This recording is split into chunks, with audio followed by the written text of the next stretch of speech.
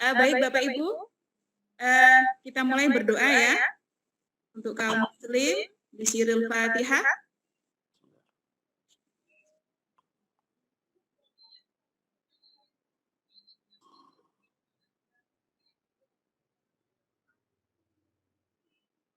Amin. Kami perkenalkan pemateri kita yang pertama, yaitu Bapak Rudi Prihatin, SSI. Saya bacakan dulu kurikulum vitae-nya. Beliau S1 Elektronika dan Instrumentasi. Benar Bapak ya? Instrumentasi IGM. Kemudian komunitas Kampung Robot. Kemudian beliau juga mengajar robotik untuk siswa. Kemudian beliau juga konsultan pendidikan di bawah naungan PT NICE Indonesia. Mohon maaf kalau ada kesalahan pembacaan Bapak. Betul. Itu beliau akan memaparkan bagaimana mengoptimizing cloud computing di dalam pembelajaran. Begitu Bapak, nggih? Nggih. Baik. Untuk teknik, karena malam ini ada 2 pemateri, nanti disampaikan dulu materi oleh Bapak Rudi, kemudian kedua oleh Bapak Erwin. Lanjut kemudian ada tanya jawab. Begitu Bapak. Ya. Baik, kepada Bapak Rudi kami persilahkan. Bismillahirrahmanirrahim. Assalamualaikum warahmatullahi wabarakatuh. Waalaikumsalam warahmatullahi wabarakatuh. Ya Ibu. Nanti saya sebetulnya ini yang paling dalam nanti sama Pak Erwin ya. Saya cuma pengantar aja dari sisi pengguna ya, dari sisi pengguna. Kemudian disclaimer dulu, walaupun nanti yang saya sampaikan nanti banyak produk Google, tapi ini bukan bermaksud promosi Google ya, ini cuma contoh aja, karena kita sudah terbiasa dan sudah banyak yang pakai Google ya, jadi ini sekedar contoh. Kenapa Google ya, karena gratisan itu aja sih, nggak ada maksud lain. Ya, karena sebenarnya cloud itu ada macam-macam. Optimizing cloud in education. Ya, ini kita memang sekarang dipaksa untuk bergerak ke cloud ya, dari yang database, web server, terus menuju ke cloud. Apa untung ruginya? Untungnya kali ya, saya nggak membahas ruginya. Apa untungnya cloud? Karena kebanyakan semua sudah banyak bergeser ke cloud. Bisnis, pendidikan, dan banyak hal ya. Sebenarnya kita sudah sering pakai cloud, cuman nggak sadar aja. Bisa dituliskan di kolom chat, cuman mungkin kita tidak diskusikan, saya hanya ingin tahu fasilitas cloud apa aja yang sudah Bapak Ibu gunakan, dan sekaligus bisa share experience-nya, pengalamannya itu apa aja. Gitu. Nah, saya langsung aja. Kita sering pakai Facebook, YouTube, Google, Instagram, Twitter, ini sebagian contoh aja ya, Telegram. Tapi saya tidak masukkan WhatsApp di sini ya. Saya tidak masukkan WhatsApp di sini ya. Itu pembahasannya terpisah. Ya. Cloud itu apa? Mungkin sudah banyak ya, yang membahas tentang cloud itu apa. Tapi secara sederhana kita bisa katakan bahwa kalau kita menggunakan cloud, itu artinya data kita tidak di handphone kita ya, tidak di komputer kita atau laptop kita. Ya, misal kita menggunakan Facebook, upload foto, ya, upload foto itu kan fotonya sudah terupload walaupun di handphone kita sudah dihapus, tapi masih ada di Facebook. Orang lain juga bisa lihat di perangkat mereka masing-masing. Ya. Karena apa? Karena memang itu tersimpan di cloud. Ya, saya rasa ini tidak perlu dibahas panjang-panjang karena semua orang juga sudah tahu dan kita sudah biasa menggunakan. Ya. Nah, tapi sebelum kita bahas lebih dalam tentang cloud, mungkin saya sedikit bahas tentang organisasi komputer. Mungkin ada yang guru SMK di sini yang kaitannya dengan komputer ya. Ini aja untuk refresh aja ya. Organisasi komputer seperti ini dan ini berlaku juga dalam gadget kita ya. Gadget kita kan sebenarnya komputer yang kecil, laptop, gadget, komputer, tablet, dan lain sebagainya. Prinsipnya organisasinya seperti ini. Kita bagi dalam 3 bagian ya. Central Processing Unit, kemudian memori, dan ada input-output. Nah, saya menyoroti di bagian memori ya, karena memori kalau dalam bahasa organisasi komputer dengan storage itu ada ini, ada sedikit ada kesamaannya, tapi ada juga perbedaannya. Tapi term yang kita pakai di sini memori bukan storage ya.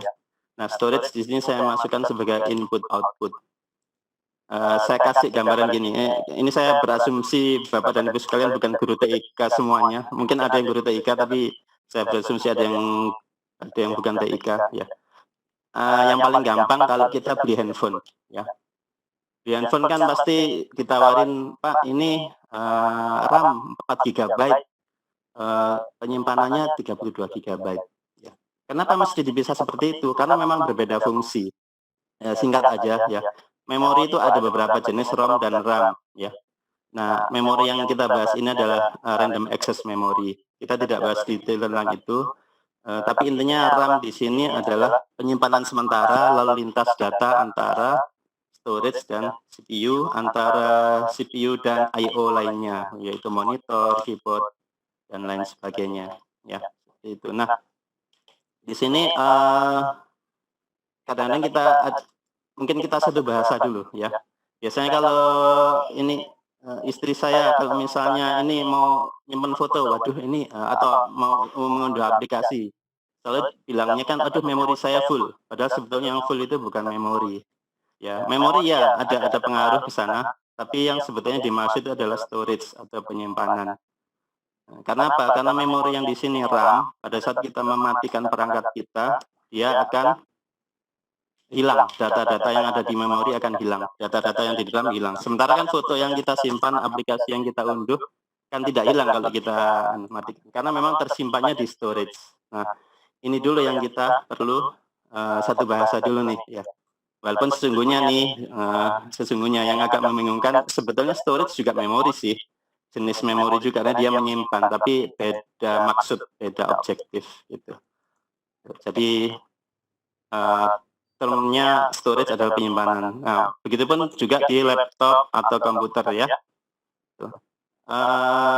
Penyimpanan data yang kita punya, baik itu spreadsheet, Word, dan lain sebagainya, itu memang disimpannya pasti di storage, di hard disk ya, hard drive disk ya, di HDD biasanya ya, di dalam penyimpanannya, bukan di memori ya. Nah, semakin besar data kita ya, tentunya kita butuh makin besar storage ya. Nah, kaitannya dengan data. Terus apa hubungannya sama cloud? Baik. Di sini nah, ini mohon maaf kalau misalnya nggak ada suaranya ya. Bentar.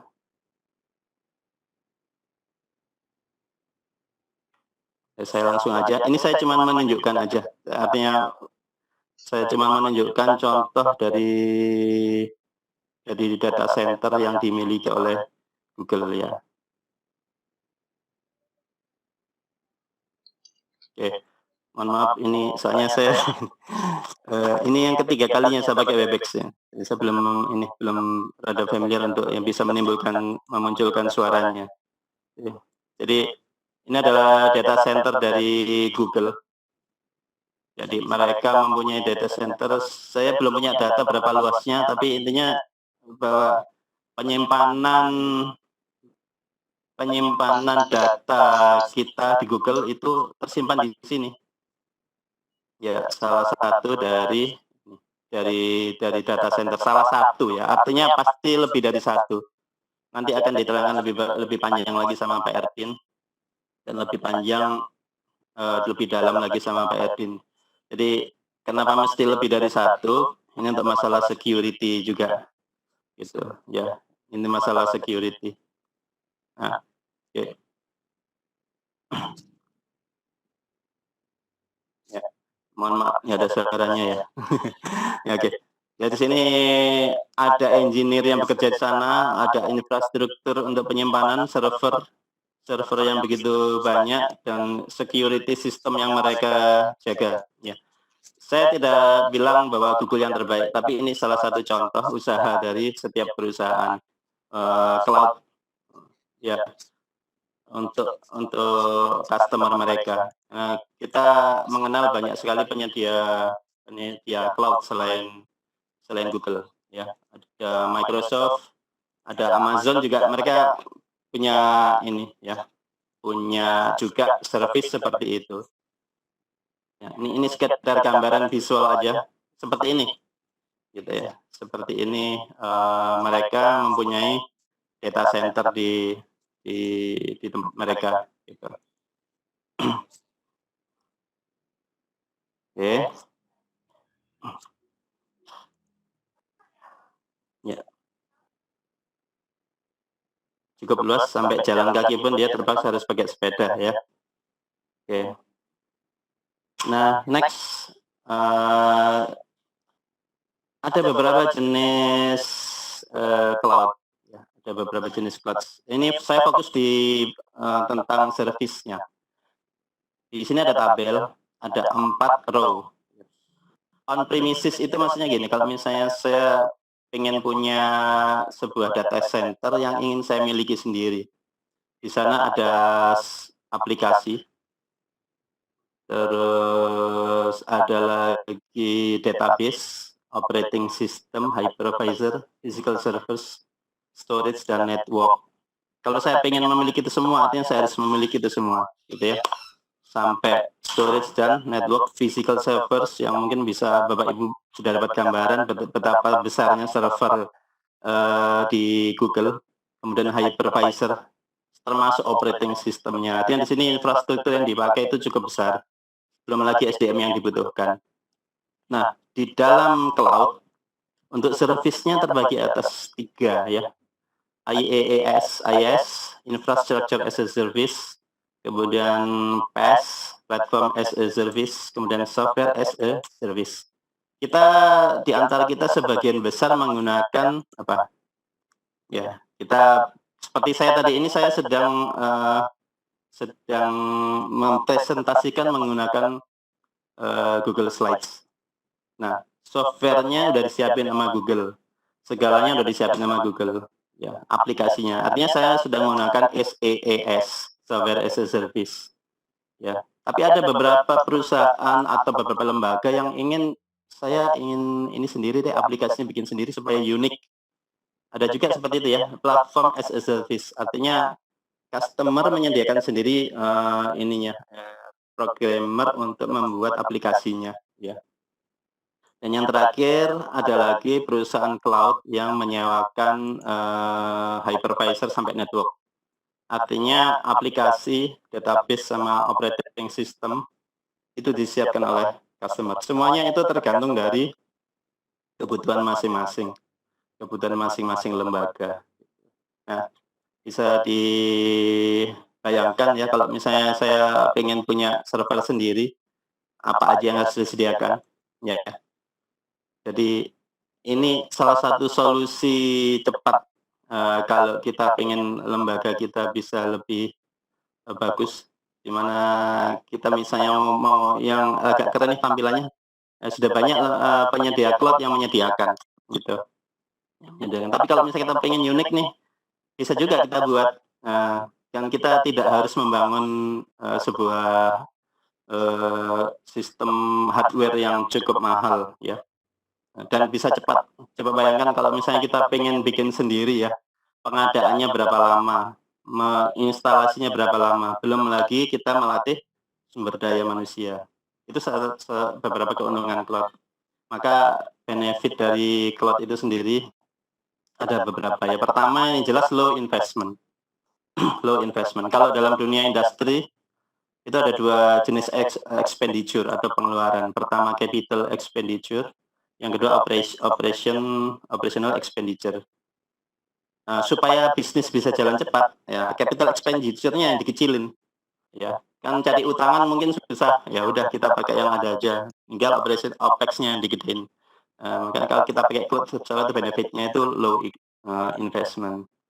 Terus juga nggak butuh expert atau ahli ya, tenaga ahli yang untuk maintenance sudah ada yang menangani di perusahaan penyedia cloud.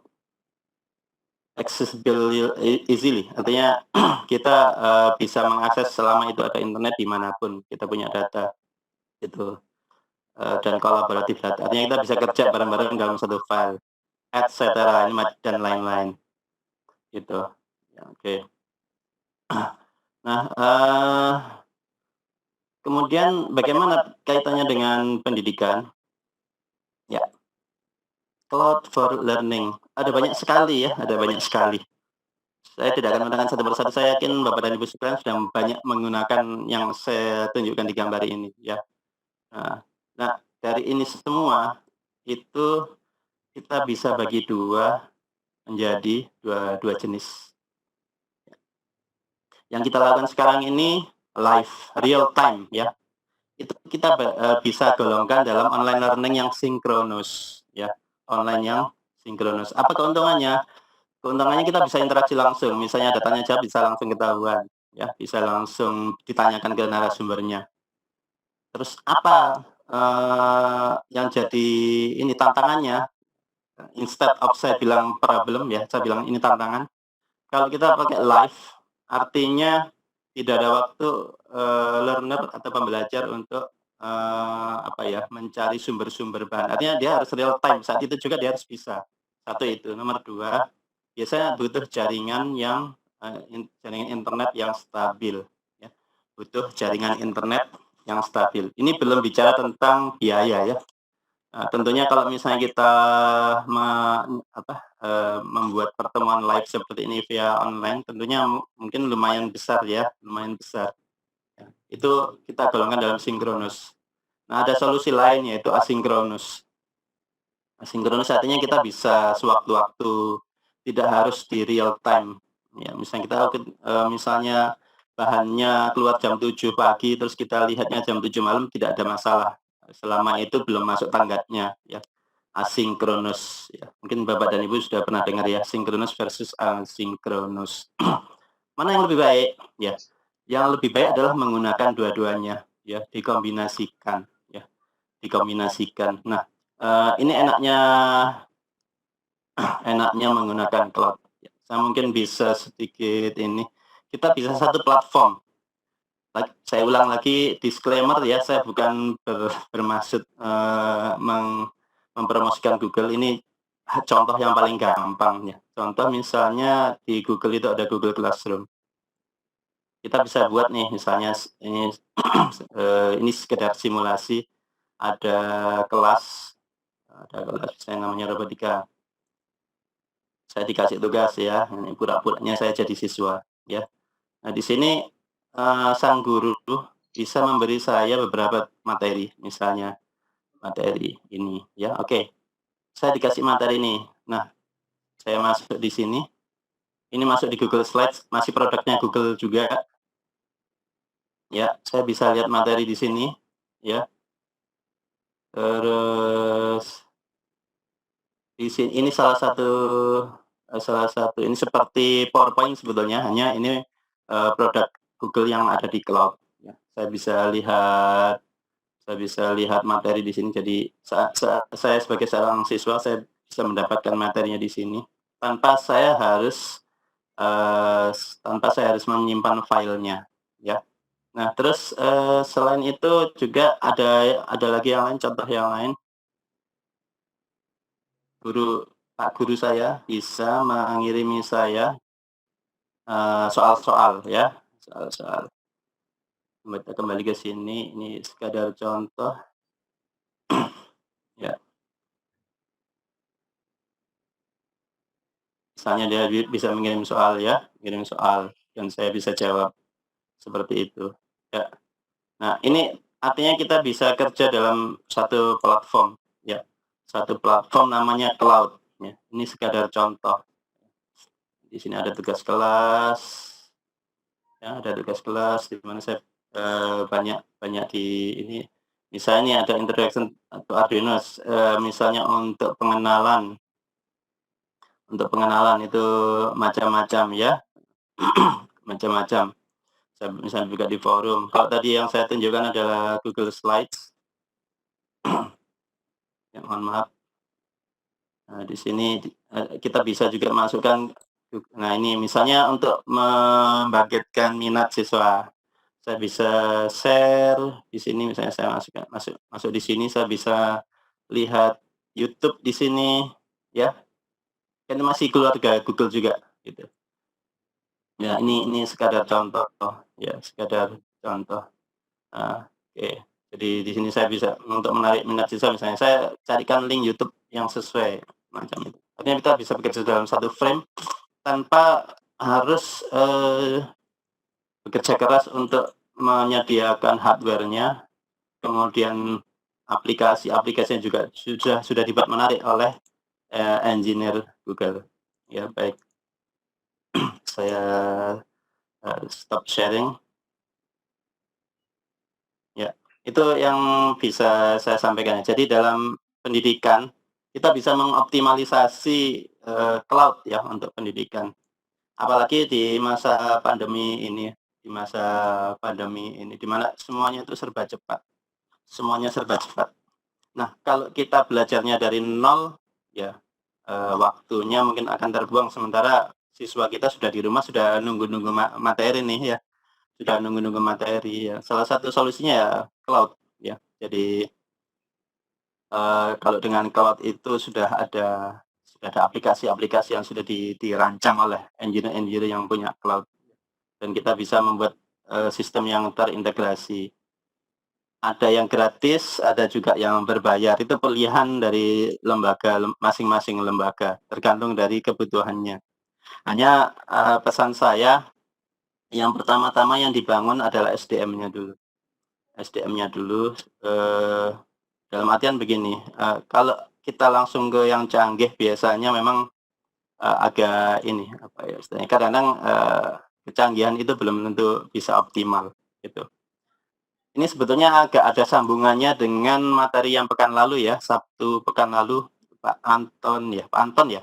Itu kan mendemonstrasikan bagaimana integrasi antara Google Spreadsheet sama Google Dokumen ya kalau nggak salah, dan Google Drive untuk membuat sertifikat. Nah, itu salah satu contoh, keuntungan dari cloud, gitu. Itu salah satu contoh optimasi dari cloud, itu. Dan ini bisa mempercepat kerja sekolah ya, untuk memberi pelayanan yang terbaik untuk anak didik kita dan untuk orang tua siswa juga, gitu. Ini bisa jadi salah satu alternatif, gitu. Bisa jadi salah satu alternatif, gitu. Ya. Nah, itu dari sisi pengguna. Nanti untuk yang lebih dalamnya, lebih teknis lagi, itu nanti akan disampaikan oleh, Pak Erdin, ya.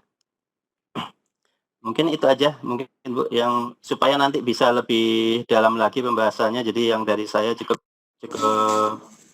sampai di situ. Ya. Baik. Ya. Terima kasih Bapak Rudi. Ya, Bu.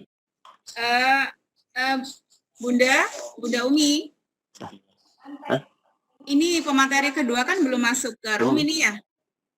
Sebentar Ibu, sebentar. Ini lagi di sebelah saya. Saya koordinasi sebentar Ibu. Gimana? Saya koordinasi dulu sebentar. Rudi. Ya Ibu. Apa kita buka ini aja? Pemateri keduanya satu.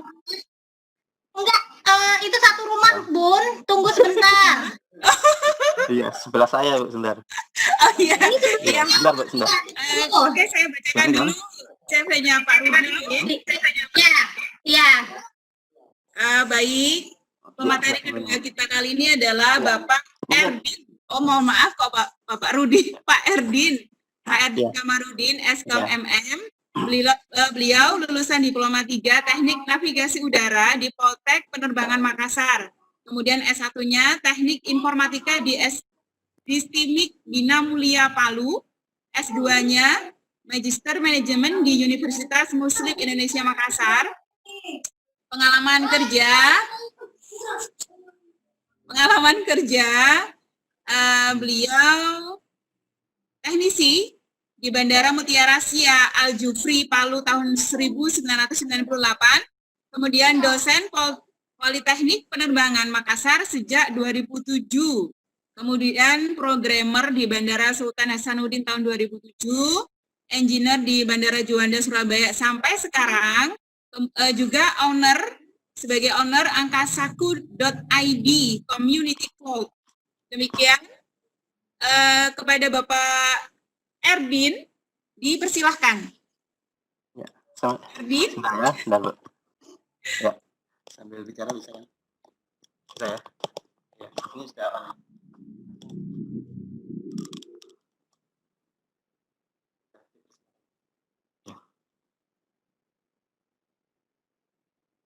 Assalamualaikum warahmatullahi wabarakatuh. Waalaikumsalam warahmatullahi wabarakatuh. Bapak, videonya bisa dihidupin? Oh iya, sebentar, Bu. Biar teman-teman juga kenal ini, Bapak. Ya. Oh iya.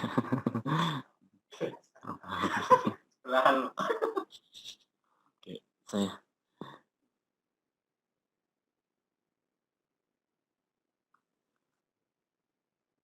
Iya, terima kasih atas kesempatannya.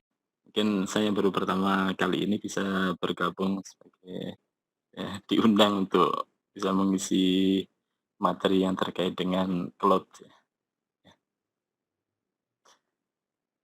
Sebelumnya seperti yang telah disampaikan oleh Pak Rudi tadi terkait dengan cloud ya, atau istilahnya cloud computing, itu apalagi sekarang ini sedang booming ya, adanya cloud ya. Istilah cloud itu sangat booming karena mungkin terkait dengan kondisi dunia saat ini karena ada corona ya, yang mengakibatkan hampir di semua lini kehidupan itu mulai banyak melirik teknologi yang berbasis online. Nah, di sini yang cukup menarik ya bagi saya pribadi itu betapa cepatnya pergeseran teknologi tersebut, atau mungkin lebih, kalau saya istilahnya lebih dipaksakan gitu ya untuk segera memasuki dunia online ya, dari semua sisi kehidupan ya, baik di bidang pendidikan, di bidang pemerintahan ya, dan lain sebagainya ya. Bahkan kalau kita lihat di bahkan ya banyaklah implementasi yang masuk ke sistem cloud ini. Nah, sebelumnya seperti yang diutarakan Pak Rudi tadi ya terkait dengan cloud ya, cloud computing. Kalau kita ibaratkan itu kita seperti memiliki komputer, tetapi di secara fisik tidak ada gitu ya, di depan kita secara fisiknya nggak kelihatan, tetapi adanya di jaringan internet ya, di jaringan internet ya. Nah, menariknya yang membedakan antara sistem cloud computing ya dengan internet biasa ya pada umumnya adalah sistem cloud computing ini dalam satu sistem sudah melibatkan banyak aplikasi yang kita butuhkan gitu, yang membedakan di situ. Jadi ada media penyimpanan, ya, ada storage-nya, kemudian itu seperti Google Drive misalnya ya, kemudian ada aplikasi-aplikasi Office dan lain sebagainya.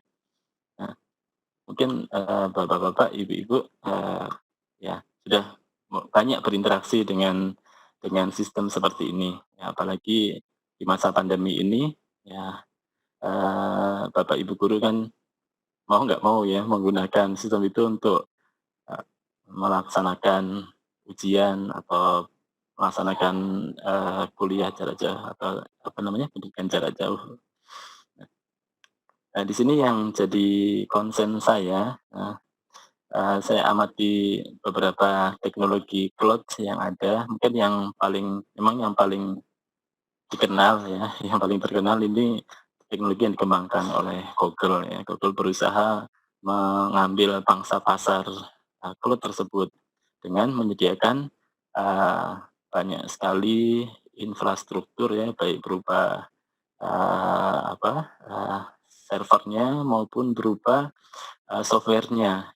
Seperti yang tadi dikatakan, ada yang berbasis infrastruktur, berbasis sebagai layanan sebagai service cloud atau sebagai software. Nah, sekarang pertanyaannya adalah ya, apabila kita ingin menggunakan sistem cloud, ya, cloud yang manakah yang sesuai ya, dengan yang akan kita butuhkan. Nah, ini. Nah, kalau kita bicara dunia pendidikan, ya saya rasa kita sebenarnya ya sangat membutuhkan sebenarnya yang namanya cloud ya, dengan kondisi saat ini. Nah, tetapi bagaimanakah kita memilah-milah cloud yang ada sehingga sesuai dengan yang kita butuhkan. Entah itu dari segi infrastrukturnya, dari sisi softwarenya, sisi sistem caranya cloud itu men-service kita ya, namanya kan as a service. Jadi seperti itu. Kalau kita tinjau, ya, ada 3 hal ya yang kita gunakan untuk menilai ya sistem cloud yang kita gunakan. Pertama terkait dengan produktivitas. Ya. Apakah cloud yang kita pakai itu meningkatkan produktivitas kita. Ya. Itu. Jadi kalau dalam hal ini kita bicara terkait aspek infrastruktur dan softwarenya ya, dan layanan softwarenya. Itu. Apakah di situ ada Office-nya misalnya, Word-nya, Excel, PowerPoint yang sering kita pakai sehari-hari gitu ya. Kemudian dari sisi kontrolnya, dari sisi kontrol atau pengendaliannya, apakah mudah dikendalikan sistem cloud computing tersebut? Apakah kita bisa dengan mudah mengakses melalui perangkat mobil kita, handphone, tablet, laptop, ya, ataukah kita atau bisa terkoneksi dengan mudah dengan satu organisasi kita ya, misalnya satu sekolah, mungkin ada bapak ibu guru di situ, ada perangkat-perangkat yang lain yang membutuhkan kerjasama di situ. Nah, kemudian yang ketiga dari sisi kolaborasinya ya, dari sisi kolaborasi yaitu sisi bagaimana cloud itu bisa melayani kita secara kolaborasi ya, secara bersama-sama gitu. Jadi apakah sistem sharingnya seperti apa? Bahkan teknologi yang sekarang memungkinkan satu file bisa kita edit rame-rame gitu ya, sesuai dengan akses perizinannya. Nah, sistem kolaborasi ini terkait dengan sistem komunitas kita. Komunitas kita di sekolah, kita punya organisasi sekolah, atau kita punya organisasi kelompok kerja kita, ya, dan lain sebagainya. Ya. Jadi saya rasa ketiga hal tersebut itu bisa jadi penilaian kita seperti apakah cloud yang kita butuhkan. Ya, tentunya di sisi lain adalah dari sisi sisi security jelas ya, itu sudah wajib security. Terus investasi ya, bagaimana kita menginvestasikan pembiayaan kita untuk bisa mendapatkan layanan cloud tersebut. Nah, di sini yang jadi menarik ya bagi saya pribadi, karena saya berkecimpung di dunia IT, dunia IT penerbangan karena saya di bandara. Itu kalau kita tinjau dari sisi kepemilikan cloud, ada namanya private cloud, itu biasanya digunakan oleh perusahaan-perusahaan atau oleh lembaga-lembaga yang khusus jaringannya gitu. Jaringannya dia punya fasilitas sendiri, mungkin dari perbankan dan lain sebagainya, sehingga infrastrukturnya hanya dia yang pakai, itu private cloud. Seperti di bandara juga demikian ya, lebih banyak menggunakan private cloud. Kemudian ada juga cloud yang infrastrukturnya mungkin milik perusahaan, tetapi dia beri layanan kepada publik, yang namanya public cloud, ya, public cloud. Di sini banyak sebagian masyarakat, yang besar masyarakat menggunakan cloud ya dalam skala yang berjenis publik ini. Kemudian ada juga yang campuran, ada juga ya campuran cloud, namanya hybrid cloud ya, itu campuran. Di sini yang saya perhatikan ya, saya amati ada cloud ya yang sifatnya bisa kita gunakan secara komunitas ya, community cloud misalnya. Community cloud masih masuk dalam ranah public cloud. Ini yang jadi concern saya di sini ya, saya berusaha merintis cloud yang berbasis komunitas ini karena saya lihat ya perkembangan kebutuhan cloud ya, baik untuk saat ini itu cenderung meningkat dan cenderung banyak, sehingga saya berpikir apakah mungkinkah ya kita mengembangkan sistem cloud kita sendiri untuk organisasi kita sendiri, ya untuk sekolah kita ya, untuk kantor kita, lembaga kita, sehingga cloud itu mampu kita kontrol sepenuhnya gitu. Dan hak akses kemudian file-file yang ada di dalamnya itu sepenuhnya kita yang pantau ya, kita yang pantau. Bahkan aplikasinya sekalipun ya, yang namanya software as a service-nya itu kita yang bisa ini ya, tentukan gitu, kita tentukan kita mau install ini kan di dalam cloud kita sendiri, itu terserah kita, bebas gitu ya. Setelah kita lihat bermain, ternyata ada gitu ya, ternyata ada di beberapa negara Eropa, itu berkembang di beberapa universitas yang dikembangkan di sana, itu lebih mengembangkan sistem community cloud ini, sistem komunitas cloud. Mungkin di negara kita masih awam kali ya terkait dengan community cloud. Yang kita kenal dan kita banyak berinteraksi adalah cloud yang diproduk oleh Google, oleh Microsoft dan sebagainya, oleh yang kepemilikan dari perusahaan-perusahaan besar gitu.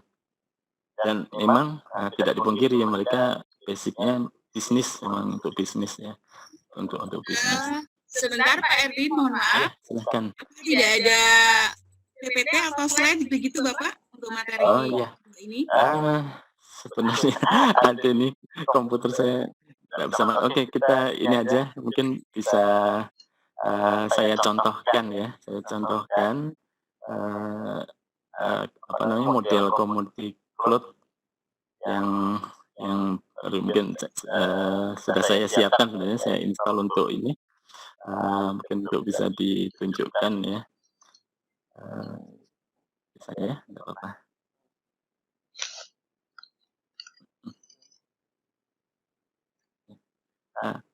Salah satu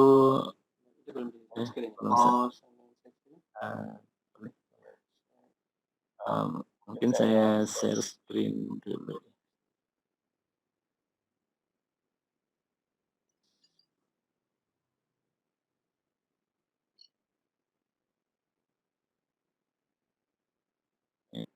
Sudah share screen ya.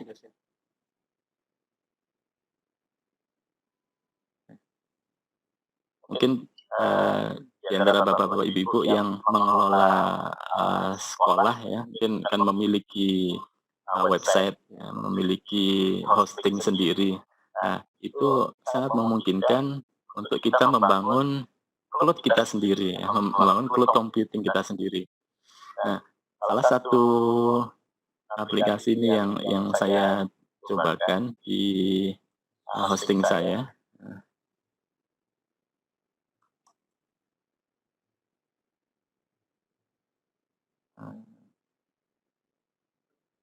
Ya, ini jadi secara software ya, software as a service-nya itu berbasis open source ya, berbasis open source, free jadinya.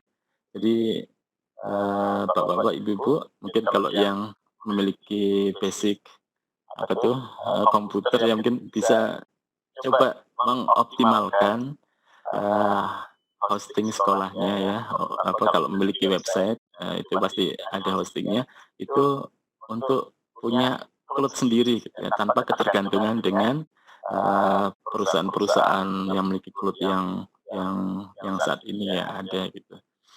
Jadi lebih apa namanya, lebih bebas, lebih bisa mengontrol isi ya dari komputer kita sendiri, baik itu dari sisi softwarenya, dari sisi file-file yang ada, kemudian dari sisi aplikasi yang kita pasang di situ, karena semua di situ sifatnya open source.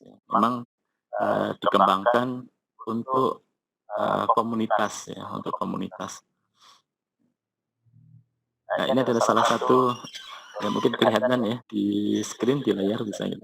Ada salah satu bentuk cloud yang berbasis komunitas ya. Ini salah satu produk dari komunitas Nextcloud ya. Ada banyak sebenarnya. Ada Nextcloud, ada OnCloud, ada banyak hal. Nah, ini yang ya saya pilih-pilih yang kira-kira bisa menyediakan kebutuhan untuk kita bekerja gitu ya. Satu ciri-cirinya itu dari sisi aplikasinya, di situ ada Office, ada layanan Office, ya bahkan bisa kita share. Kemudian salah satunya itulah yang kita butuhkan, bisa kita kembangkan juga. Kemudian sisi komunikasi, ya sisi komunikasi di sini bisa di ini ketutupan. Ya, dari sisi cloud sebagai alat komunikasi ya, itu juga memungkinkan ya. Di sini juga sudah satu sistem yang ada. Kemudian cloud sebagai sarana produktivitas kita bekerja. Di situ ada apa namanya, mind mapping ya, misalnya untuk membuat sketsa, untuk menuangkan pemikiran kita. Kemudian ada juga map, peta yang berbasis open source juga. Kalau selama ini kita mengenal Google Map ya, kalau di sisi open source banyak juga produk-produk open source, ada OpenStreetMap dan lain sebagainya.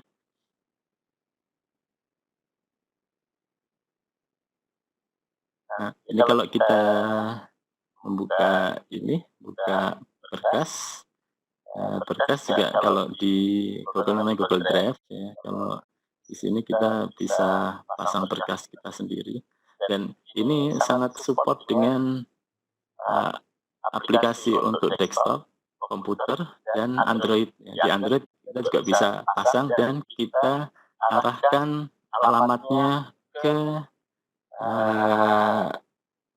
cloud kita sendiri ini ya, ke alamat cloud kita sendiri. Gitu. Ya, syaratnya memang secara infrastruktur kita harus, sekolah tersebut harus memiliki hosting ya, memiliki hosting paling nggak kalau dia punya website pasti punya hosting. Nah, itu hostingnya itu dimanfaatkan sebagai media penyimpanan sebagai cloud computing. Nah, ini salah satu contohnya.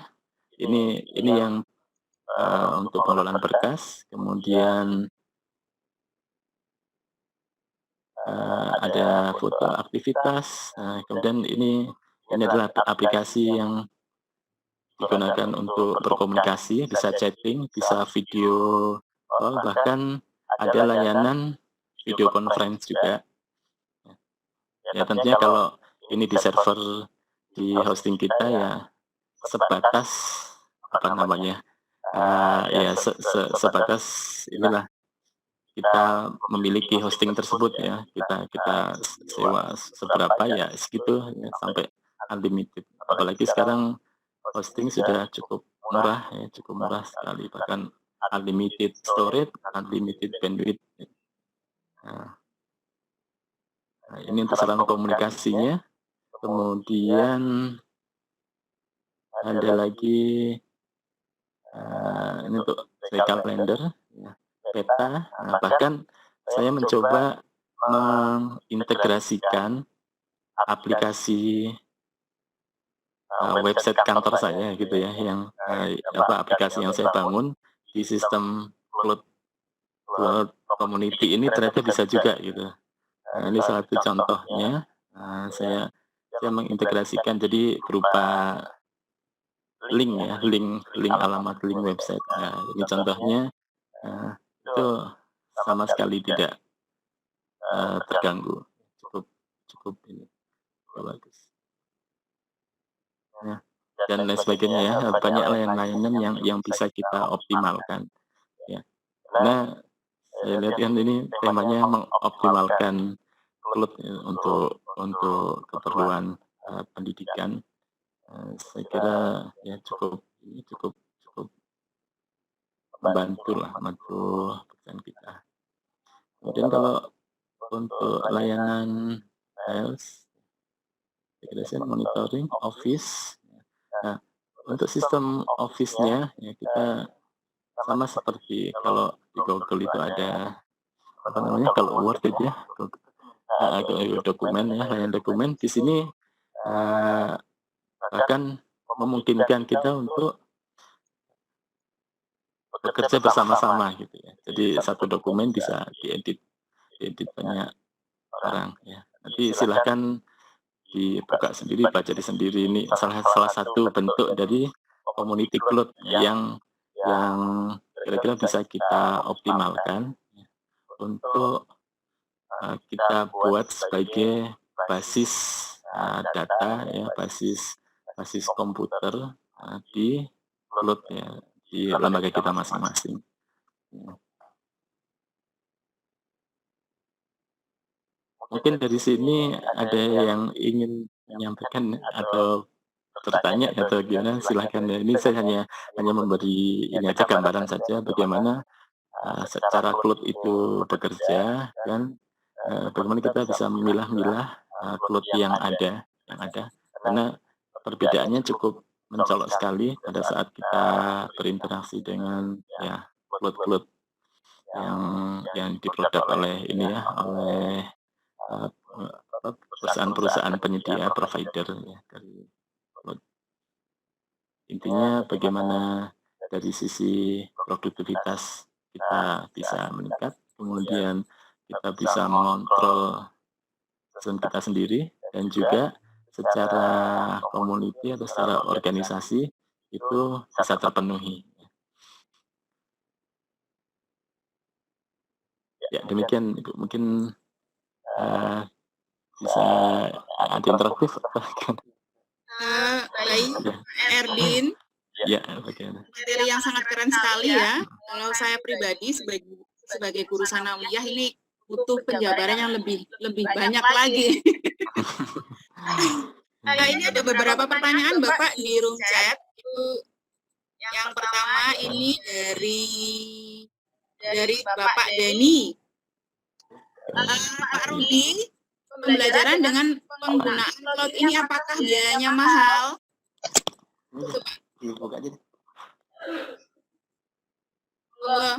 Bisa Pak Rudi, bisa Pak Erdin ini yang jawab. Yang pertama, pembelajaran dengan menggunakan cloud ini apakah biayanya mahal, Bapak? Oh ya, sebentar. Ini saya ini dulu ya. Saya stop share dulu ya. Sebentar Bu. Apa bisa host yang non-stop share Bu?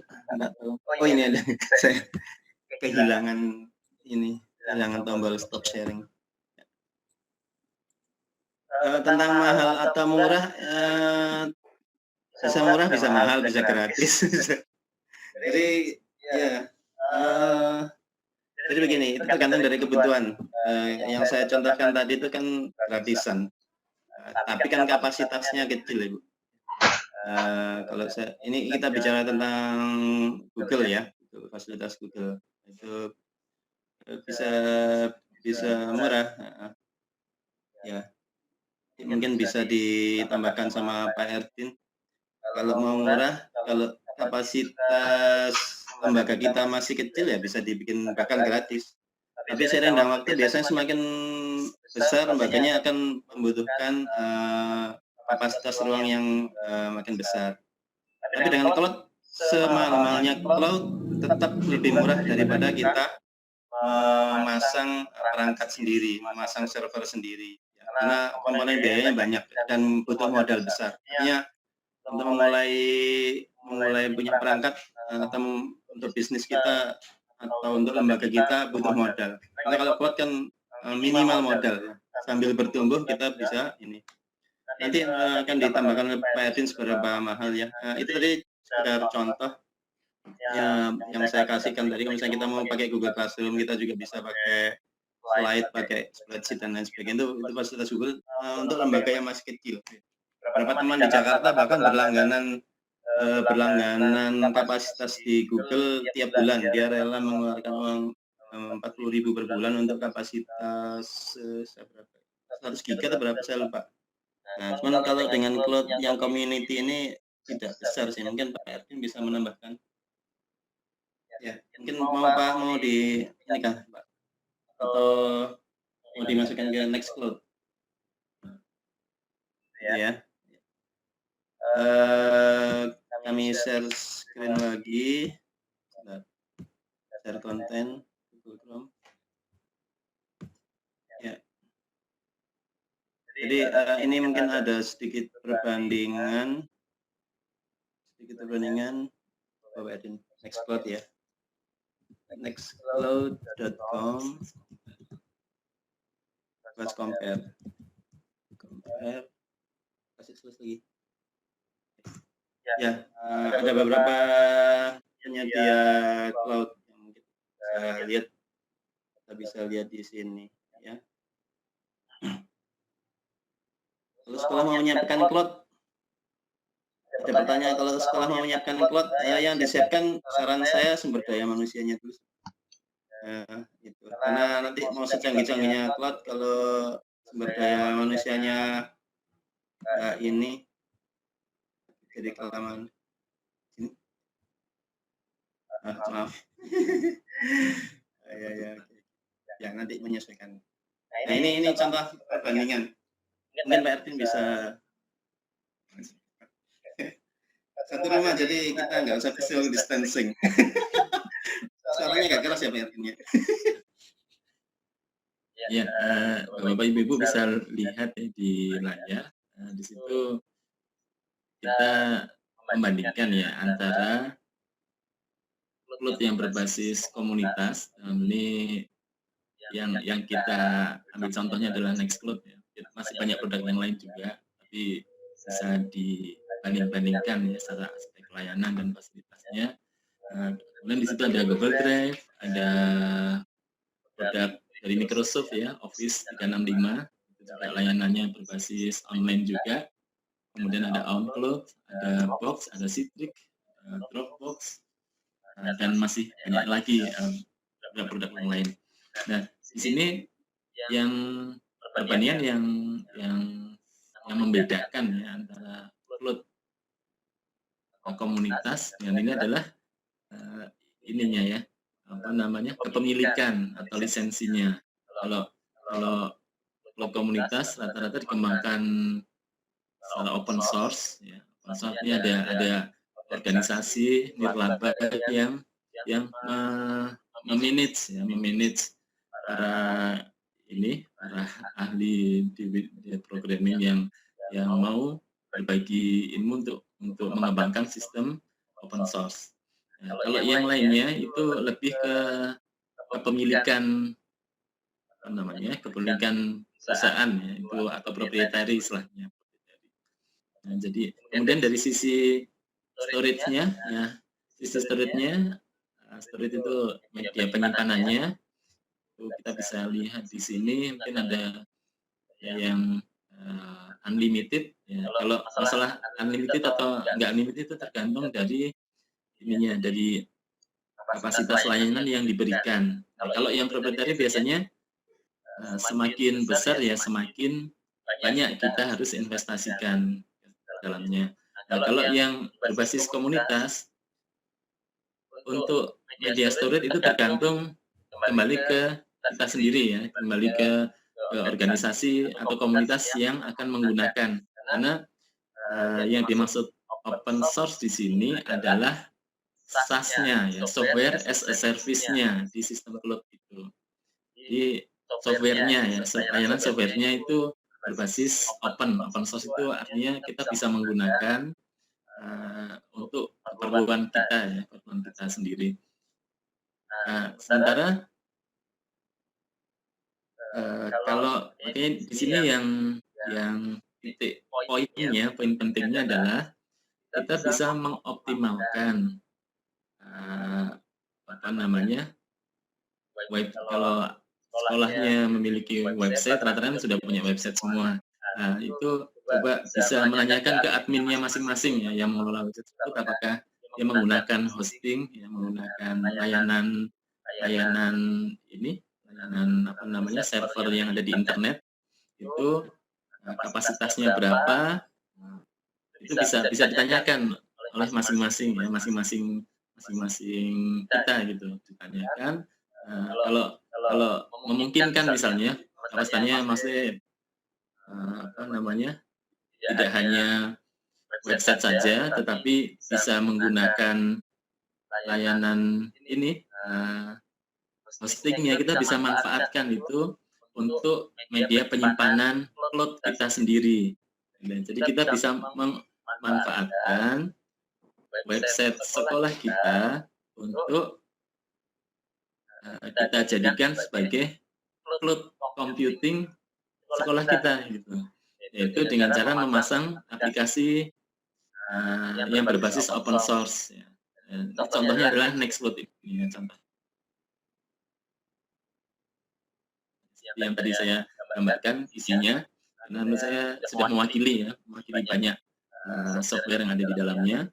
Kemudian dari sisi ininya apa namanya scalability-nya rata-rata kalau yang proprietary kayak Google Drive, Office 365, OnCloud ya, dan lain sebagainya, itu saya kasih batasan-batasan ya, mungkin hanya 5 giga, 10 giga, unlimited, atau berapa user yang bisa pakai, hanya 20, misalnya hanya berapa, nggak sampai 100 misalnya. Setelah itu harus membayar yang cukup banyak misalnya. Nah, kalau cloud komunitas terserah kita ya, terserah kebijakan dari organisasi itu mau membolehin siapa yang masuk ya, kemudian membatasi pakai software yang mana terserah.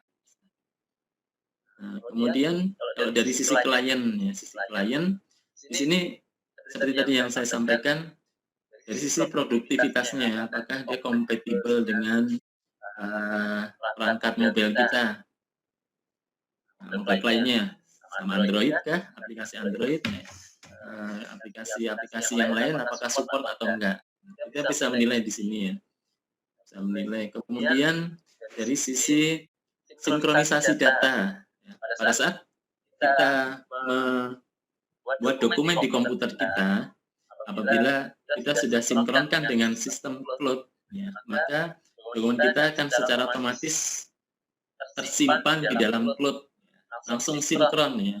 Bahkan kita bisa setting sinkronisasinya pada saat komputer on, terkoneksi internet, langsung melaksanakan sinkronisasi sendiri. Dan ini untuk sistem community cloud ini support semua ya, support. Ini ada centangnya hijau. Ini ada beberapa layanan ya juga support. Ada yang tidak support juga, atau ada yang support tapi harus membayar lebih. Kemudian dari sisi desktop client, kalau tadi dari sisi mobile client, maksudnya handphone atau tablet. Kalau dari sisi desktop client itu komputer, PC, atau laptop yang kita miliki itu bisa sinkron atau enggak, atau ada aplikasinya atau enggak untuk terkoneksi dengan sistem cloud yang ada. Nah, di sini kita bisa nilai mana-mana aja yang ada, ya, dan lain sebagainya di sini.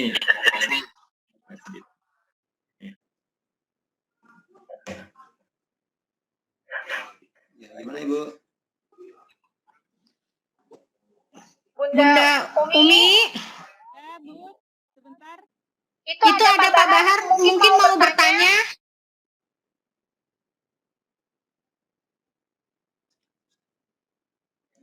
Oh, Bun. Ya, itu ada Pak Bahar mau bertanya. Pak Bahar silakan. Ya, silakan.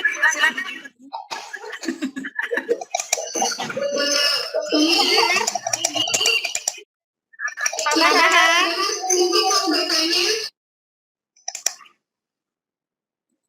Om Bahar.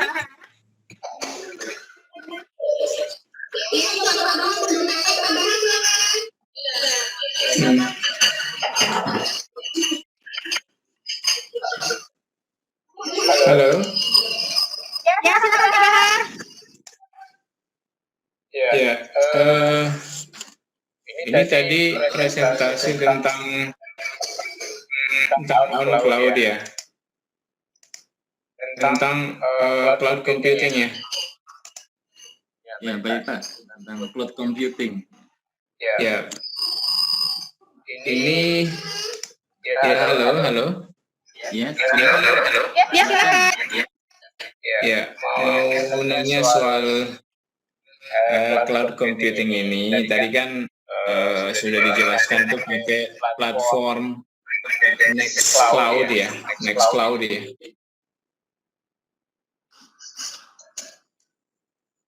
Dari sekian banyak platform yang di-compare tadi ditampilkan, ada yang Nextcloud, ada Dropbox, ada Google Drive, ada OnCloud. Dilihat dari sisi kelengkapan paket software yang ada di dalam cloud ini, kira-kira yang paling proper untuk sekolah itu yang mana, dengan pertimbangan mungkin dari sisi budgeting, kemudian hardware juga, terus akses internet juga. Itu kira-kira mungkin bisa ada yang recommended gitu dari compare yang tadi sudah di-share di layar. Terima kasih.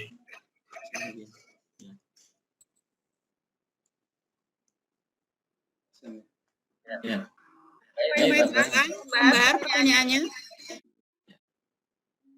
Ya, benar yang ini. Nah, soalnya saya pernah ngoprek itu OnCloud ya. Kalau yang Nextcloud ini saya baru lihat juga, rupanya dia dari sisi komparasi itu paling bagus saya lihat ya, dari sisi jumlah user juga unlimited. Baik Pak Bahar, di sini kalau kita tinjau ya, yang pertama tadi yang mengakibatkan banyaknya budget ya, itu adalah ini ya, kepemilikan cloud-nya, kan software-nya. Di sini kita bisa menilai. Jadi kalau dari sisi tersebut,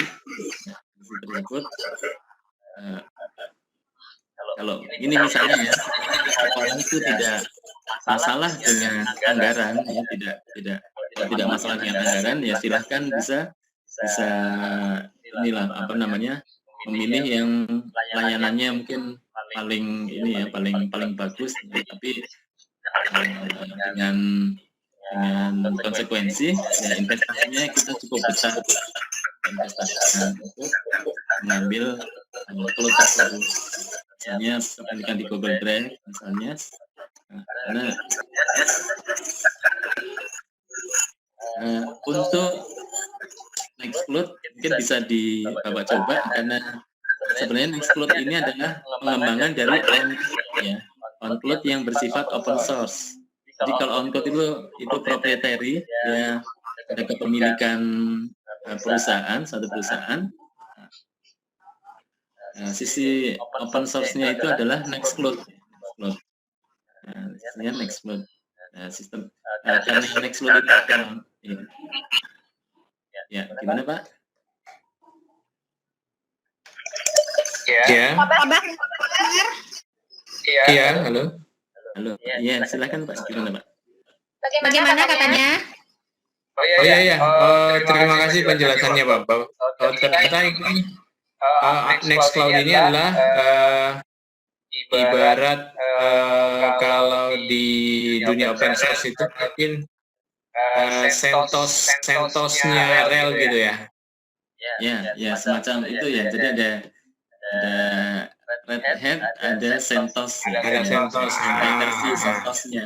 Ya, bisa diusahakan seperti itu. Ya, kurang lebih kayak gitu. Jadi ini sistemnya dia bisa deploy di Linux apa aja gitu, Pak. Iya, jadi sebenarnya ini kan berbasis web ya, berbasis web. Jadi kalau webnya kita pasang di Linux bisa, kita pasang di Windows juga bisa, atau kita pasang di hosting kita sendiri juga bisa. Gitu. Ya kan paling ini ya hostnya paling di yang paling murah mungkin pakai virtual private server gitu ya. Pakai VPS juga bisa Pak, pakai yang namanya yang bukan VPS juga memungkinkan, juga bisa juga. Yang penting ada hosting yang bisa diinstal di situ, SSL ya, secure cell-nya. Jadi sistem security-nya bisa dipasang, bisa digunakan. Hanya require HTTPS aja gitu Pak. HTTPS saja ya. Untuk pengamanannya itu harus berbasis HTTPS karena melibatkan kalau kita gunakan handphone ya, Android, ini kan biasanya ya security-nya lebih tinggi. Syarat security-nya. Iya. Ya, baik Pak, terima kasih banyak penjelasannya Bapak. Sama tadi Bunda ini chat lagi. Oke, ini ada pertanyaan dari Pak Lukman, Ibu. Bunda. Secanggih-canggihnya teknologi, pasti ada celah kelemahannya termasuk sistem cloud. Saat ini cloud. Halo? Iya, silakan Bun. Saat ini yang termasuk cloud memiliki sistem keamanan yang paling aman terhadap kebocoran data itu aplikasi cloud apa, Bapak? Begitu. Pak Rudi, Pak, ini bisa suara saya jelas nggak ya? Jelas Ibu. Ya, Pak Anu paham pertanyaannya. Ya, terima kasih Bu. Sistem keamanan yang dibangun di cloud itu standarnya cukup tinggi ya, sebenarnya standarnya cukup tinggi. Standar yang pertama yang digunakan karena ini menggunakan internet, ya, berbasis internet, itu semua saya lihat semua cloud ya, semua cloud itu sudah menggunakan basis yang namanya HTTPS. HTTPS itu sistem koneksi internet yang terpasang sistem security di dalamnya. Itu yang pertama. Artinya apa? Sistem HTTPS itu tidak bisa terkoneksi dari dua device secara bersamaan untuk satu untuk satu ID koneksi ya. Untuk satu sistem koneksi itu tidak bisa dibajak di tengah jalan gitu. Berbeda dengan sistem HTTP. HTTPS itu yang pertama. Kemudian sistem yang kedua ya dilengkapi dengan sistem token. Rata-rata ada sistem tokennya. Token itu ada kode khusus yang dipasang di di device kita, apakah itu di laptop atau di handphone atau di browser kita, itu untuk menandai bahwa itu device itu yang kita gunakan. Tuh. Nah, kemudian kalau untuk sistem cloud-cloud yang lain ya, yang banyak juga dikembangkan oleh berbagai provider, itu ada yang berbasis koneksinya berbasis nomor handphone misalnya, ada yang banyak hal yang ini. Intinya sebenarnya sistemnya aman ya, sebenarnya sistemnya aman ya. Saya nggak membanding-bandingkan cloud yang lain karena itu adalah keamanan standar ya, keamanan standar dari sistem internet. Cuman sisa sebenarnya dari sisi kita sendiri yang mengamankan ya, apakah kita bisa mengamankan password kita dengan baik ya, mungkin dari orang-orang sekitar kita misalnya, atau kalau kita menggunakan koneksi internet yang berbasis publik misalnya, kalau dulu ada warnet, kalau sekarang mungkin sudah enggak ya, itu kita bisa mengamankan diri kita enggak gitu ya, karena rata-rata kalau misalnya kita kelupaan password kan kebanyakan koneksinya ke email di email. Jadi bagaimana cara kita mengamankan email supaya tidak dimasukin orang ya. Rata-rata mungkin kalau ada yang pakai komputer sekolah, buka email, kadang-kadang lupa nggak log out. Nah, itu akhirnya dimasukin orang, bisa dibaca email-email yang berisi password untuk connect ke cloud, ya akhirnya jadi tidak aman. Ya, itu salah satu contohnya kayak gitulah. Tapi kalau secara ini prinsipnya semua sistem cloud ya, yang dikembangkan itu security-nya ganda ya, lebih dari satu sistem security. Begitu Bu penjelasan. Begitu ya Bapak. Terima kasih atas penjelasannya. Bagaimana Pak Lukman? Sudah jelas boten ini jawaban dari Bapak pemateri ini? Semoga jelas ya. Udah, ini ada pertanyaan lagi. Saya bacakan dari siapa? Dari Pak Rusdi L. Umar ini. Silakan Bapak Rudi. Karena kepastian masa depan cloud, karena beberapa hari yang lalu saya membaca bahwa Google akan menghapus data yang sudah sekian tahun lamanya. Apakah ini bukan sebuah bencana, Bapak? Bahwa apa ini? Bentar. Waktu data kita akan terdelete dari internet. Ini pertanyaannya kedua ini. Ya, Ibu. Satunya lagi nih, apakah dapat dipastikan bahwa suatu waktu ragam server cloud akan rusak? Nah, ini pertanyaannya Bapak dua. Pertanyaan pertama saya jawab, pertanyaan kedua nanti Pak RT yang jawab. Iya, siap. Jadi, ya memang betul Google mengumumkan account yang tidak dipakai sekian waktu lamanya mereka akan delete ya. Ya, mereka akan delete. Itu kaitannya sama bisnis. Artinya gini, kalau mereka menyediakan ruang server, menyediakan kapasitas ruang simpan untuk pengguna pasif, itu artinya mempengaruhi bisnis mereka. Jadi mereka harus berinvestasi lagi kan. Artinya mereka berasumsi bahwa yang pasif artinya ya mungkin sudah macam-macam kemungkinannya. Bisa jadi memang sudah tidak menggunakan lagi, bisa jadi lupa password, tapi intinya bahwa customer pasif tentunya tidak menguntungkan buat Google. Dan saya yakin kita tidak usah khawatir.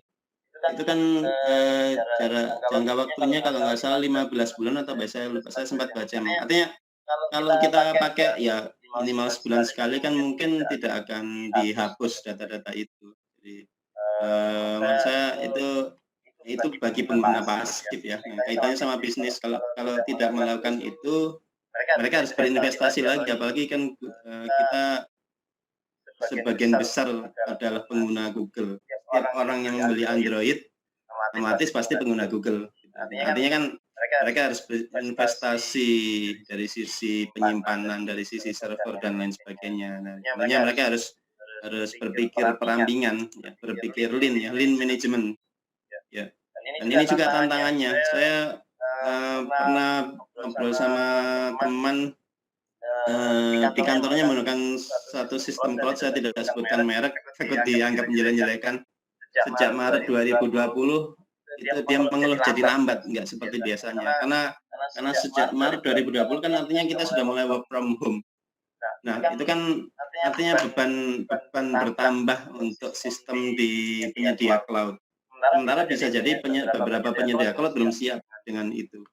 Nah, tentunya Google kan berpikir panjang, dia kan harus mempersiapkan antisipasi kalau tiba-tiba terjadi lonjakan pengguna.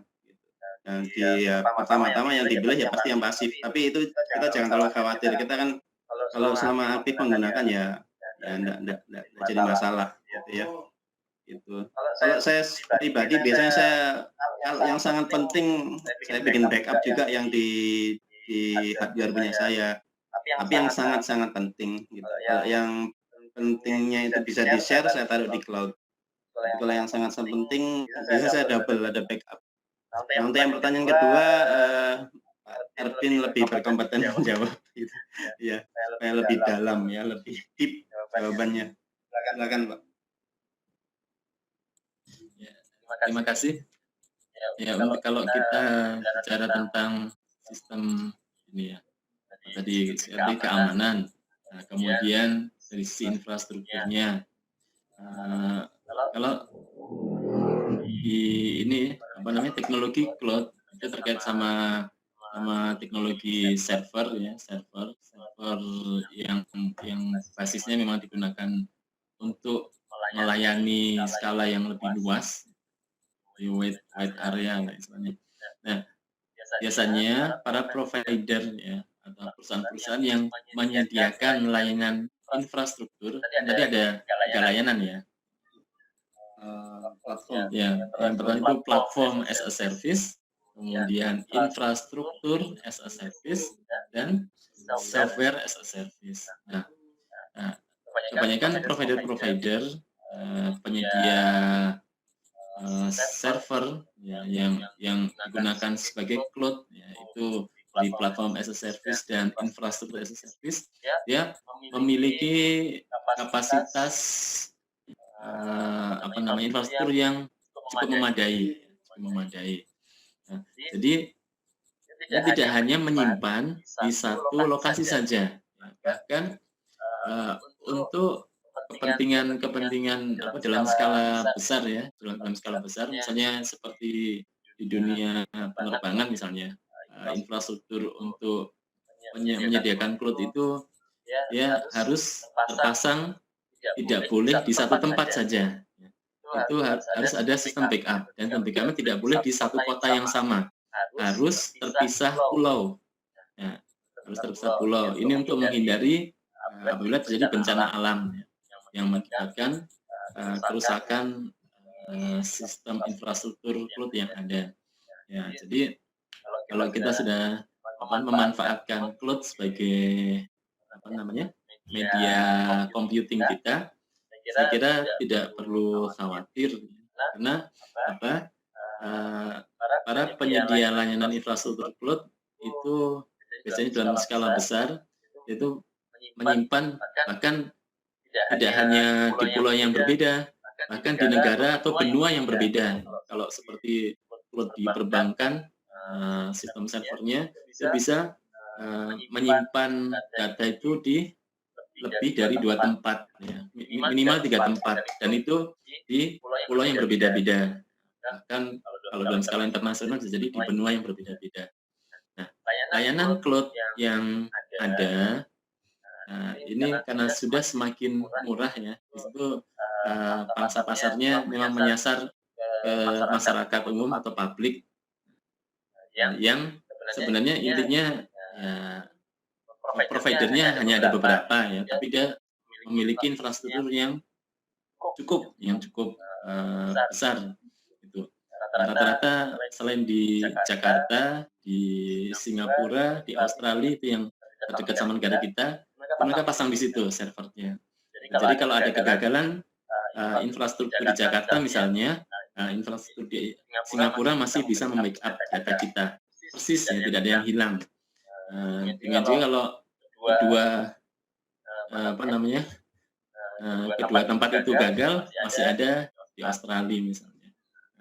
Kan kalau ke arah sana lagi misalnya banyak di Korea Selatan dan sebagainya. Itu cukup banyak provider yang menyediakan layanan lebih di satu tempat, yaitu media penyimpanannya. Saya nggak terlalu khawatir kalau tentang penyimpanannya. Sisa bagaimana kita merawat file kita, gitu. Kita merawat paling nggak minimal mengunjungi alamat cloud kita sendiri, gitu ya. Jangan dibiarkan lama-lama. Apalagi kalau sudah dalam skala organisasi. Kalau kita bandingkan dari yang ada, kalau kita memiliki yang open source, ya mungkin jauh lebih bisa kita kendalikan sendiri ya, setelah kita mau pasang, kita mau hapus, kita mau tata file kita, itu terserah kita. Ya, mungkin demikian yang bisa saya jelaskan. Oke, terima kasih Bapak. Bunda. Ini ada Dwi Sari Fauziati yang raise hand. Oke, sudah. Bu Dwi Sari Fauziati, silakan Ibu kalau mau bertanya. Halo? Di mute lagi ini mic-nya. Mungkin kepencet. Di chat masih ada, Bun? Di chat sebentar saya lihat dulu. Ini ada Bun, ada. Ya. Iya. Kak Rudi, kalau sekolah mau beralih ke cloud, apa yang perlu disiapkan? Itu Bapak. Ya. Kira-kira apa aja ini? Ya. Kalau saya pribadi, yang pertama-tama disiapkan malahan sumber daya manusia sih, kalau pendapat saya pribadi. Karena begini, teknologi itu kan cuma alat. Sebenarnya kalau kita sudah terlanjur memiliki alat tersebut di mana itu ada investasi, maka itu akan sia-sia. Ya. Menurut saya yang perlu disiapkan yang pertama itu adalah SDM. Jadi SDM ini nanti nggak cuma ahli IT, tapi termasuk juga semua stakeholder yang ada di sekolah. Bahkan termasuk tenaga pendidik dan tenaga kependidikannya sudah mulai diarahkan untuk melek teknologi. Gitu. Nah, itu menurut saya, menurut pendapat pribadi saya, langkah pertamanya itu. Kenapa langkah pertamanya itu? Karena mudah sekali kita beralih ke cloud dengan adanya layanan-layanan Google yang notabene gratis.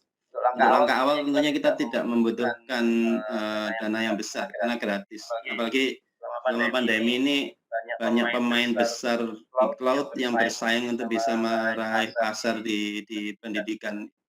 Bapak Ibu tinggal pilih yang mana yang cocok, gitu kan. Artinya ini kesempatan buat kita, cuman ya memang harus bisa membaca ke masa depan itu akan seperti apa, gitu ya, akan seperti apa jadinya. Nah, seiring dengan waktu nanti kan akan ada kebutuhan tambahan. Nah, dari sana baru Ibu bisa, Bapak tadi, saya langsung Ibu aja. Dari sana nanti baru akan kita bisa disesuaikan kebutuhannya seberapa besar. Ada beberapa lembaga yang sudah merasa membutuhkan besar, dia berani berlangganan kapasitas cloud yang lebih besar lagi, berani investasi, dan investasinya tetap lebih murah lagi. Ya. Nah, artinya kalau sebelum menuju ke sana, menurut saya yang dibangun SDM-nya dulu. Bagus sekali kan ada online sharing seperti ini, artinya ini juga wadah untuk bisa membangun SDM. Jadi apalagi yang sekarang masa pandemi banyak sekali webinar ini. Blessing in disguise ya bahasa itu yang salah satu hikmahnya adalah bahwa kita bisa belajar dengan tidak mahal. Dengan modal kuota internet aja kita bisa belajar banyak. Nanti bertahap baru akan ditingkatkan kebutuhannya sampai semakin besar lembaga ya memang kebutuhannya juga akan semakin besar. Dan pilihannya banyak ya, termasuk yang Nextcloud tadi yang disampaikan itu adalah salah satu opsi. Ya, salah satu opsi. Bahkan Ibu mau yang canggih juga bisa, misalnya punya dana investasi yang cukup, yang bisa juga langsung sih, tidak menjadi masalah. Biasanya kan penyedia cloud juga punya apa istilahnya, punya program atau yang orang-orang yang bisa ini. Semuanya sekarang itu pada mengarah ke cloud ya. Dan perlu ini kan juga perlu yang perlu dipertimbangkan juga, mungkin tidak ada kaitannya dengan pertanyaan, tapi mungkin saran saya yang harus dipertimbangkan nanti apakah itu bisa satu platform atau enggak. Kita begitu memutuskan di satu cloud, sebaiknya di satu platform itu kita bergeraknya gitu. Jadi misalnya mau milih Google, ya udah produk Google nanti sepenuhnya di sana. Terus dipertimbangkan juga nanti orang tua siswa gimana, apakah bisa ini apa enggak. Itu juga kenapa yang saya sarankan pertama itu SDM, supaya nggak kaget nanti. Misalnya mau pilih Microsoft 365, ya sudah nanti dilihat ininya nanti, pilih Nextcloud yang open source juga bisa. Misalnya mau lebih hemat ya, yang open source biasanya lebih hemat. Bukan gratis ya, tapi lebih hemat. Karena kita ngomong Google pun ya gratis memang untuk beberapa layanan, tapi itu kan ada batasnya. Ada layanan tertentu sudah mulai berbayar. Itu aja mungkin Bu ya. Tahap awal SDM itu aja sih yang menurut saya yang perlu ditekankan. Terima kasih Bu. Pak Rudi, terima kasih banyak atas jawabannya. Semoga Bapak yang bertanya bisa ini ya. Bisa merekam Ibu ya, lupa saya. Saya langsung Ibu aja. Ya. Bapak ya tadi. Bunda, ada yang ngerasain lagi nggak ini? Nggak ada. Di chat aja. Oke, saya lanjutin ya yang di chat. Ini dari Pak Dani lagi nih. Waduh, Pak Dani kayaknya penasaran banget sama cloud. Google Drive support sama belum support self host ya Pak Rudi. Google Drive belum support self host. Menurut pakarnya belum, katanya. Saya lihat ke sebelah dulu. Sebelah saya kan pakar. Saya juga pengguna. Belum Bapak ya? Kalau Nextcloud ya katanya, ya sudah self host. Kalau yang ya langsung aja perhatiin silakan. Silakan pakarnya ini. Iya. Itu sering banyak berinteraksi gitu. Jadi paling nggak nanti karakteristiknya beberapa cloud yang ada. Kalau untuk Google, kalau kita katakan self host, artinya self hosting ya, jadi bisa kita ini sendiri, kita install sendiri di sistem hosting kita sendiri misalnya. Nah, rata-rata kalau yang kepemilikannya atau lisensinya proprietary itu ya tidak bakal self hosting ya, tidak bakal diberikan gitu, kecuali hanya untuk aplikasi-aplikasi yang mendukung interkoneksi ke aplikasi induknya, aplikasi cloud-nya itu. Ya, jadi seperti itu metodenya. Jadi bisa diinstal di handphone, di laptop, di Windows, di Linux dan sebagainya, tetapi hanya bersifat untuk mengkoneksikan atau mensinkronkan dengan server. Sementara untuk aplikasi cloud computing yang benar-benar self-host, ya, self-hosting itu nanti yang baru saya temukan yang open source ini ya, open source. Jadi ini kita bisa download sendiri, kita bisa pasang sendiri di maksudnya kalau sekolah punya server sendiri bisa juga, atau sekolah punya hosting sendiri kita bisa install sendiri.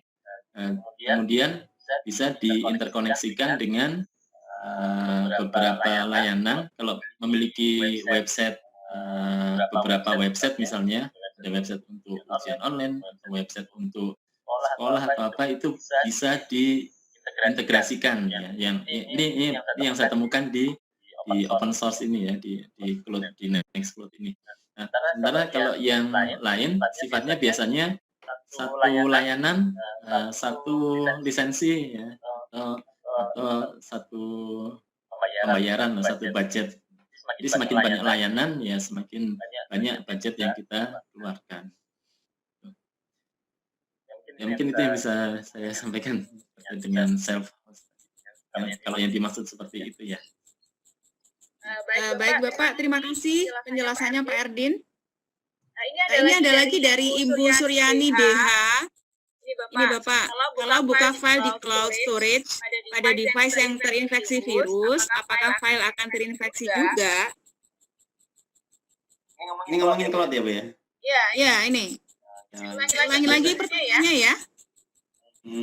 Ya biasanya mereka punya sistem keamanan sendiri sih. Jadi mereka akan punya penangkal sendiri untuk virus. Jadi kalau sudah masuk ke cloud, insya Allah aman. Kecuali kalau hackernya memang benar-benar canggih ya. Sebagai contoh begini, misalnya kita upload ke Google Drive sebuah video misalnya, itu yang kapasitasnya di atas 500 MB.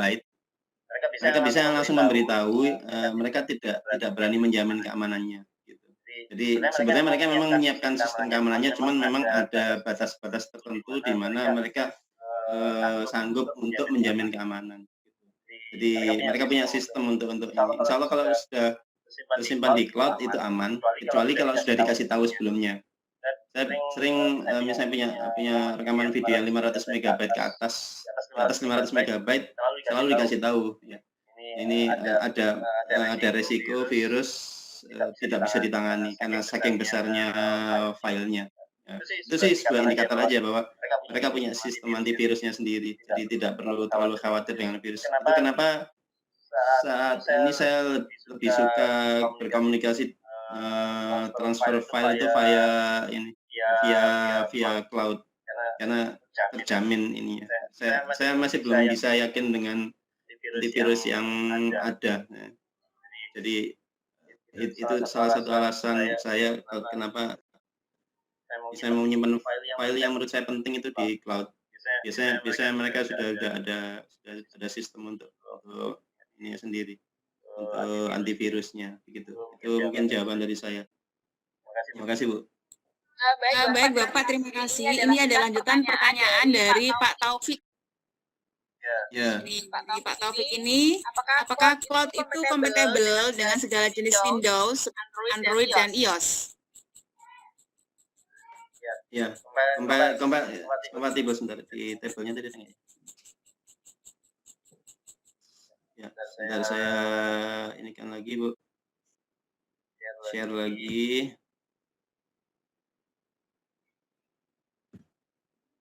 Nah, sebetulnya semuanya kompatibel. Enggak semua sih. Mana tadi? Masih. Nah, ini ya mobile client masih ke bawah.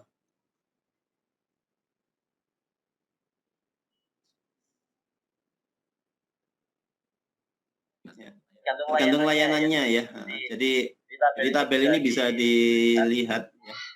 Mungkin kalau mau lihat bisa ini ada alamatnya nextcloud.com compare. Nanti mungkin bisa ini yang saya tidak bisa jawab detail, tapi kita bisa lihat tabelnya di sini. Ya, kita bisa lihat tabelnya di sini. Gitu. Jadi masih ada lagi yang ke bawah. Ya, ini online office in web or mobile ya. Bentar, ini Nextcloud yang paling kiri yang ini Google ya kalau ini. Ini Google Drive, ini Office 365 ya. Office 365 ini yang row ke-4 atau ketiga ya, ketiga. Terus yang ini OnCloud, ini Box, kemudian Citrix, dan yang paling kanan ini Dropbox. Ya. Gitu. Jawaban kami. Sambil nanya sebelah saya. Iya. Silakan Ibu. Berarti kompatibel ya Bapak ya? Tergantung layanan yang di ini. Tergantung layanan yang dibutuhkan itu apa. Gitu. Begitu. Ya, jadi kita base-nya dilihat di tabel ini aja. Oke. Nah, itu Pak Taufik. Mungkin itu kalau Bapak masih belum jelas bisa menuliskan pertanyaan lagi di bawah atau raise hand Bapak ya Pak Taufik. Ini kita lanjutkan pertanyaan dari Ibu Dwi Sari Fauziati. Ya, Ini kendala-kendala apa yang dihadapi dalam cloud itu Bapak? kendala ya. Kendala. Kalau kendala ini ngomongin ini ya, Ya. kekurangan-kekurangan. Kalau sebenarnya sih agak susah jawabnya. Kendala itu biasanya muncul pada saat kita kehilangan sinyal internet apapun cloud-nya. Itu sih. Jadi kuncinya ada di ini. Jadi kalau boleh dibilang bukan kendala kali ya, tantangan. Jadi kalau pas di tempat yang tidak ada sinyal internetnya ya itu yang akan jadi masalah. Jadi apapun cloud-nya. Kemudian ada juga ya mungkin kemudian ada lagi mungkin tambahan dari Pak Erdin sambil saya share konten. Ya oke. Ya, silakan Pak Erdin menambahkan yang lebih deep lagi. Ya, sedikit saya menambahkan ya terkait dengan kendala tadi. Kendala utamanya memang media, faktor media internet. Tapi kalau nggak ada, pasti semua sistem yang berbasis koneksi online pasti tidak bisa connect. Nah, tetapi ada apa namanya ya, kekuatan dari software ya, software yang digunakan di dalam cloud itu masing-masing memiliki karakteristik sendiri-sendiri ya, baik mungkin Nextcloud dan lain sebagainya, Google Drive dan lain sebagainya. Itu kalau yang ini yang saya pelajari untuk yang di Nextcloud itu ada istilahnya sistem sinkronisasi. Nah, jadi pada saat koneksi internet kita terganggu, maka apa-apa yang kita kirim filenya atau kita akan kita kerja secara online tersebut akan tersimpan secara otomatis di lokal komputer kita atau lokal handphone kita. Kemudian nanti pada saat koneksi internet itu muncul kembali, maka secara otomatis akan tersinkronisasi. Ini yang saya temukan di Nextcloud ya, yang open source ya. Kalau yang layanan lain yang saya tahu untuk Microsoft ini Office 365 nggak salah itu juga ada sistem seperti itu di Google Drive. Nggak tahu saya Google Drive barangkali ada ya. Saya nggak tahu namanya sistem sinkronisasi. Itu kita bisa lihat di tabelnya ya. Itu layanannya apa aja. Apakah dia mensupport sistem sinkronisasi apa namanya ya semacam itu ya, itu sistem untuk menjembatani apabila terjadi gangguan koneksi internet. Kalau yang kendala lain saya kira lebih pada infrastrukturnya ya, infrastruktur di mana kita memilih cloud yang kita gunakan, ya, kemudian providernya layanannya seperti apa, gimana itu sangat tergantung dengan layanan mereka. Ya, mungkin demikian. Baik, terima kasih Pak Erdin. Bunda, adakah yang raise hand? Bunda Umi. Nggak ada, aman. Ada saya. Oh, ada Pak Adrianus. Oh, Opa, silakan Opa. Silakan Pak Adrianus. Ya, terima kasih Pak Erdin dan Pak Rudi. Google memang bisa kita tersimpan hebat. Hampir di semua PAS, IAS, dan SAS Google merajai. Cuman ada satu pertanyaan saya, kenapa Google menghapus G+, Google+. Pertama, saya sedikit kecewa 2 tahun lalu akun Google Plus saya terus lenyap karena menghapus G+. Padahal menurut saya bagus itu. Sejak mulai Facebook dan Instagram berkembang, G+ dihapus oleh Google. Pertanyaan besar bagi saya, kenapa? Bisa jawab. Yang kedua, tadi saya belum begitu paham dengan contoh-contoh konkret dari PaaS, Platform as a Service, IaaS, Infrastructure as a Service, and SaaS. What is it?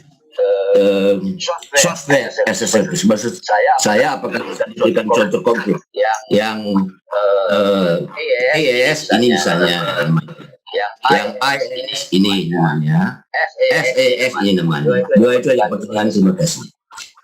Ya, oke. Ya, saya jawab dulu ya Pak ya. Langsung saya jawab. Gak apa-apa Bunda. Silakan. Gak pengen minta izin moderator. Langsung aja.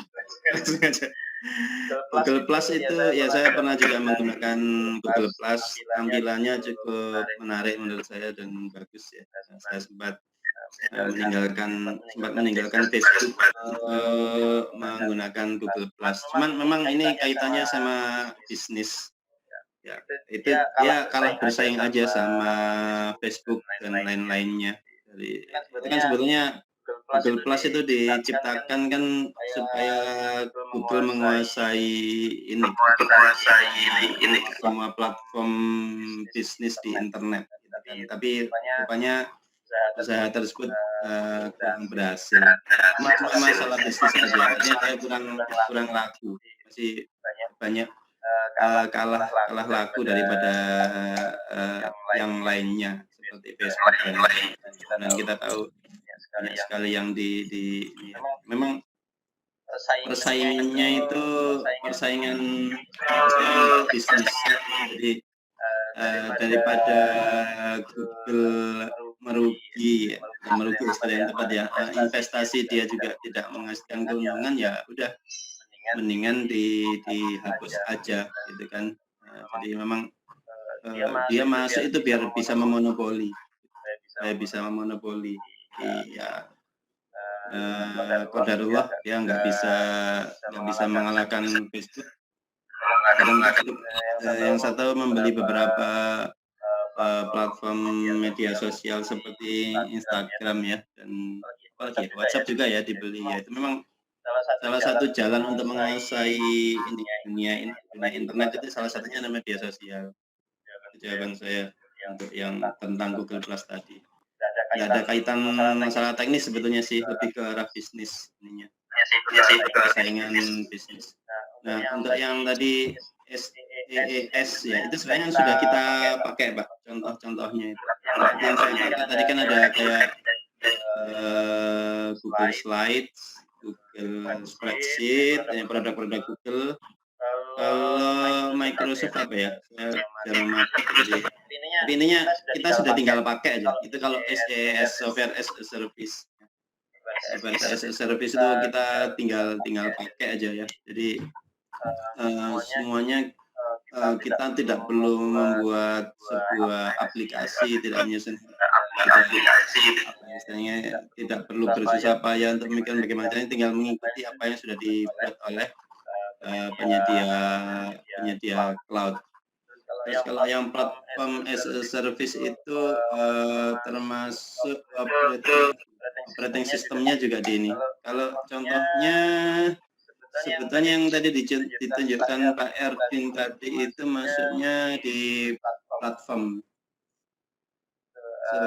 Ya sebetulnya kalau misalnya kita masuk ke angkasaku.id ya tadi ya, angkasaku.id, kalau Bapak masuk sebagai pengguna angkasaku.id bisa jadi IaaS, tapi pada saat kita membangun sistem yang khusus itu namanya PaaS Ya, artinya ada yang diciptakan kan ini menciptakan baru kan untuk operating sistemnya.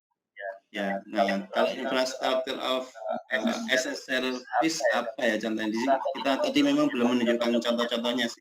Tapi kalau yang PES itu contoh yang sudah ditunjukkan di layar tadi itu kan dibangun sendiri ya, dibangun sendiri ininya aplikasinya itu masuknya di PES. Lalu IES itu ini biasanya yang perusahaan-perusahaan yang lebih besar lagi sih, yang dia punya sistem keamanannya lebih bagus lagi daripada yang SES atau PES. Ya, mungkin Martino menambahkan. Ya, silakan. Biar lebih ini. Ya, mungkin saya tambahkan sedikit mungkin dari penjelasan yang ada. Ibaratnya kita memiliki komputer ya, karena kita memiliki komputer. Saat kita memiliki komputer, apalagi kita beli bagian gitu kita sendiri sampai jadi komputer kita gunakan jadi server. Nah, itu lebih ke infrastruktur ya, infrastruktur. Jadi kita harus memiliki pemahaman, memiliki pengetahuan tentang struktur hardware komputer tersebut. Nah, di situ kita butuh teknisi untuk atau butuh pengetahuan komputer untuk bisa merawat komputer supaya tetap bisa hidup. Nah, itu lebih ke infrastrukturnya. Nah, di cloud computing kita sebagai pengguna tidak perlu menyediakan hal tersebut ya, baik sisi hardware maupun tenaga ahli yang merawat. Karena komputernya ada di internet ya, di awan sana ada provider yang khusus merawat sistem komputer tersebut sebagai infrastruktur. Kemudian kalau sebagai platform ya, lagi-lagi kita sebagai pengguna kita tidak perlu juga ngutak-ngatik ke sisi cara menginstal aplikasinya, cara memasang operating sistemnya, ya kita tidak perlu ke sana. Kita nggak perlu coding, memprogram dan sebagainya. Karena itu lebih kepada platform, ya, platform sistem platform.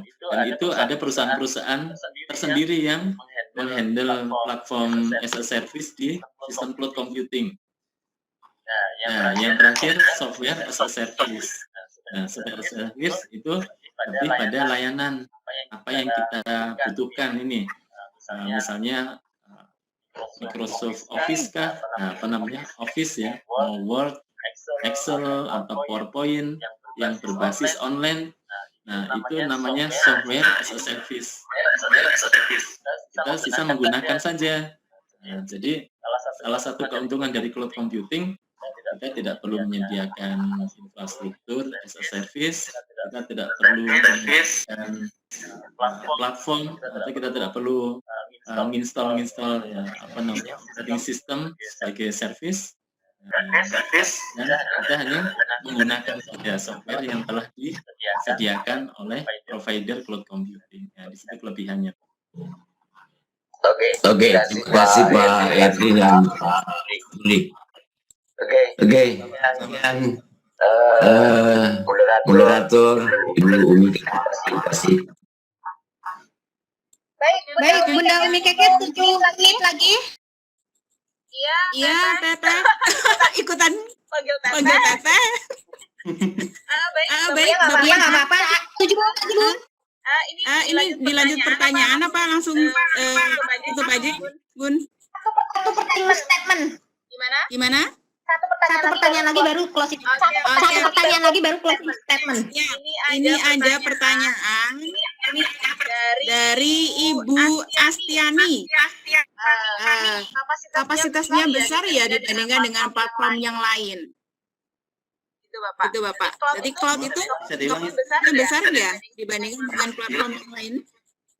Bisa diulang Ibu pertanyaan tadi? Oke, ini dari Ibu Astiani. Berarti cloud itu kapasitasnya besar ya Pak dibanding dengan platform yang lain? kapasitas Kapasitas platform yang lain itu mungkin saya berasumsi mungkin yang intrimis ya, itu sebetulnya besar nggak besar tergantung dari ini sih investasinya ya. Ya, tergantung investasinya. Hanya begini, tadi yang dijelaskan bahwa untuk cloud itu kita membayar apa yang kita pakai, gitu. Kita membayar apa yang kita pakai. Artinya kalau butuhnya sedikit ya sedikit aja yang kita keluarkan. Kalau butuhnya banyak ya banyak yang kita keluarkan. Cuman ini ada satu opsi yang tadi dijelaskan Pak Edwin tentang Nextcloud itu tadi. Bahwa di antara pemain-pemain yang sudah besar yang kayak Google, Dropbox, Microsoft dan sebagainya itu ada opsi namanya Nextcloud. Nah ini bisa jadikan salah satu opsi ya. Untuk kapasitas itu masih bisa dimainkan gitu ya. Tapi lagi-lagi jawaban saya itu tadi. Kalau intinya cloud adalah yang kita bayar adalah yang kita gunakan. Kita itu fleksibel. Ya. Enaknya di sana. Cloud itu enaknya di sana. Ya, karena kita tidak perlu menginvestasikan server dan lain sebagainya. Jadi itu. Nah, tambahan yang kedua tadi itu opsi alternatifnya yang open source dari Nextcloud. Nextcloud itu bisa style mungkin bisa lebih murah daripada yang sudah maintain yang sudah perusahaan-perusahaan yang sudah jalan seperti Google dan lain sebagainya. Itu jawaban saya. Tempat Edwin menambah atau cukup? Cukup ya seperti itu. Seperti tentang kapasitas ya. Oke Bapak, terima kasih atas jawabannya. Ya. Mungkin itu Bapak Ibu diskusi kita malam ini bersama Kelor. Bapak Rudi mungkin bisa disimpulkan dari pertemuan kita malam ini Bapak kira-kira. Ya oke. Dua kesimpulan. Maksud saya dari saya dan nanti dari Pak Erdin. Kalau saya terang dari pengguna, kita sebagai pendidik dan yang bergerak di pendidikan sebaiknya sudah mulai untuk meningkatkan skill kita di dalam bidang teknologi. Walaupun nantinya bisa jadi ada wilayah-wilayah tertentu yang akan terkendala dengan teknologi. Kita sebagai orang yang bergerak di bidang pendidikan sebenarnya skill kita untuk tentang teknologi dan tentang cloud sudah mulai ditingkatkan ya. Karena itu kunci untuk bisa lebih ini, karena pandemi ini kita tidak bisa memperkirakan sampai kapan. Tidak ada orang yang tahu sampai kapan ini akan berakhir ya. Nah, cloud itu salah satu alternatif di mana untuk percepatan akselerasi kita bisa menguasai teknologi ini dengan cepat dan kita bisa mengaplikasikannya di dunia pendidikan.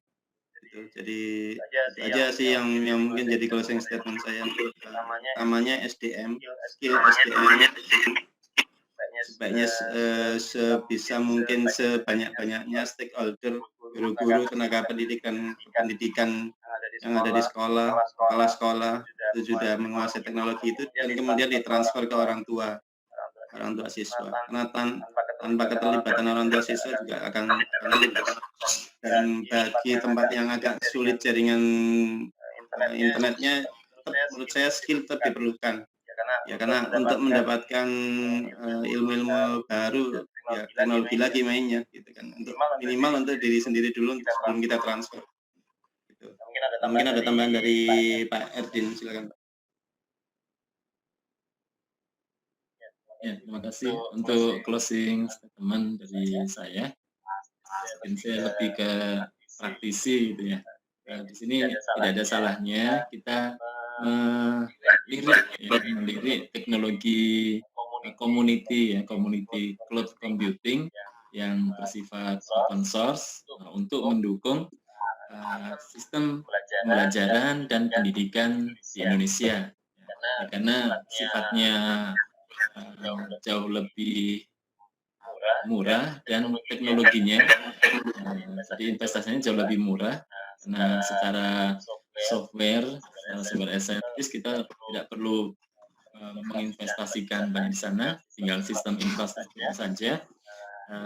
Dan dari sisi kepemilikan, perawatan ya, kita bisa mengontrol sepenuhnya cloud computing kita sendiri.